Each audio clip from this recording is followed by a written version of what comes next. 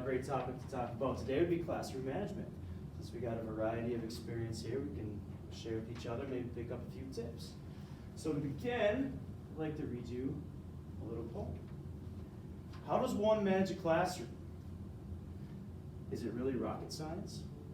For I've been told it's difficult to control so much student defiance. Well, management is about the teacher and what the teacher expects, because everything about the teacher absolutely affects how students will or won't respond, how they will or will not act.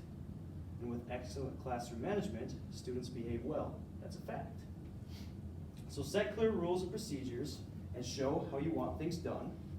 And remember that on the scale of importance, being consistent is number one. Consistent in how you treat each one, consistent in your preparation, consistent in being professional regardless of your level of frustration. Consistent in saying what you mean and meaning what you say. Consistent in every student, or making every student feel special every day.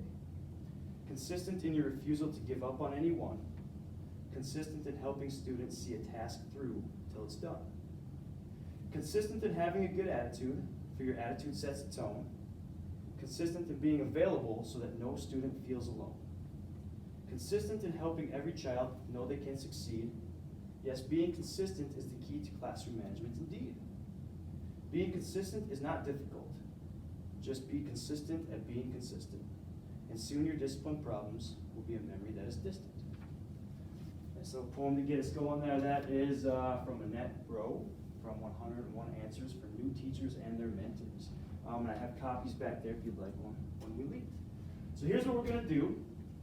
I just want you guys to take a couple minutes or a minute or two to think of just one classroom management strategy that you might have that's worked for you. If you want to share a specific example or think of a specific example or a specific student, just go ahead. I'll give you a little time to think.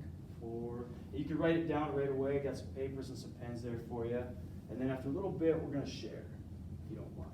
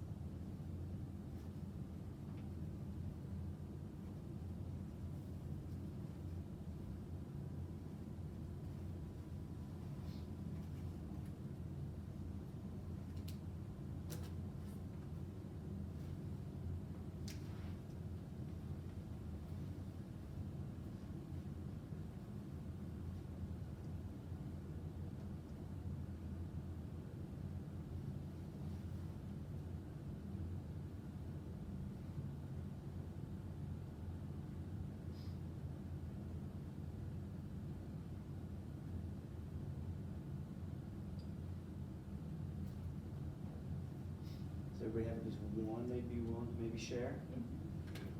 Yeah? Okay. So let's go ahead and who would like to start? I'll go. Okay, go. Okay. So I have this thing I do with my classes, 3, 2, 1, and we're done. So to get the class started or to redirect them, or after they've been doing an activity, I'll say 3, 2, 1, then I'll stop what they're doing. And usually I'll say like, oh, can I have your attention in 3, 2, 1, and they quiet. Works And pretty then keep well. going. It does Did it work take a pretty while well. to get them trained? It did, to get used to it, and then like every once in a while they'll try and push it, so there'll be a couple whispers, and so like I'll tell them how they did, like, oh, you guys did a really awesome job that time, or oh, I heard a couple of whispers, you gotta work a little bit harder, right? 3, 2, 1, and then we're done right away. Okay. Fine. So just take that constant reinforcement. I like that. Anybody else? Would you like to share? I believe respect, to be respected, so I usually tell my kids, if you respect me, I'll respect you. If you act like not so, act the way it is. So that is mine. Absolutely. It's a good one. I'm working more on bell ringers Okay. right now. I'm going to be creating more bell ringers. Okay, Just to get things going, or keep them managed at the beginning of the class. right. I like bell ringers, we try to use them almost every single lesson. Do you do them every day? Yeah, pretty much every day, except quiz days, And you're test just days. doing maybe 1 or 2 questions, maybe even up to 3 possibly? That's it, just a half sheet of paper, yeah. That's Do it, you yeah. do that, do you do a paper, or do you do it active board? Oh, we do a paper, actually, I'll show you. Is that, I'll do one class paper, for the other class I'll do on the. So okay, 'cause like- in geometry, we were doing the active board with the I do bell flip ringers. charts if I do a bell ringer. So, yeah, so Okay, here's just that's one what I class, was, yeah. okay, but you guys do this in algebra, Yep. and then just do they pick them up when they come into the room? They're sitting right there on that desk, they Oh, come and then in, they grab walk them, in, walk set in. it, oh, I like that, Yeah, that's convenient. yeah, I like that. And then they just get right to it while you are taking attendance, Yeah, and then you collect them all. Do you give them a time limit? 5 minutes usually, sometimes we Okay, have. so they know some- that they have to be done with this, and I'm going to be collecting these. Yeah, yeah. Okay. Incentive to get to class too, on time, yeah. One of the big things for me is proximity. Just being able to walk around. I've been told as a new teacher I should never sit at my desk for too long. And I found that the nearer that I am, I can walk around, help students, and then that tends to prevent any issues. Yeah. Close. I like doing that too. One thing very, very wonderful about that practice is if you're walking around, my experience has been those kids that will not volunteer information, those kids that will not get up and come back and ask you a question, if you're by their desk, they may say, Mrs. McGee, Yeah. you know? And so that's where I'm gonna reach them, by walking around that room.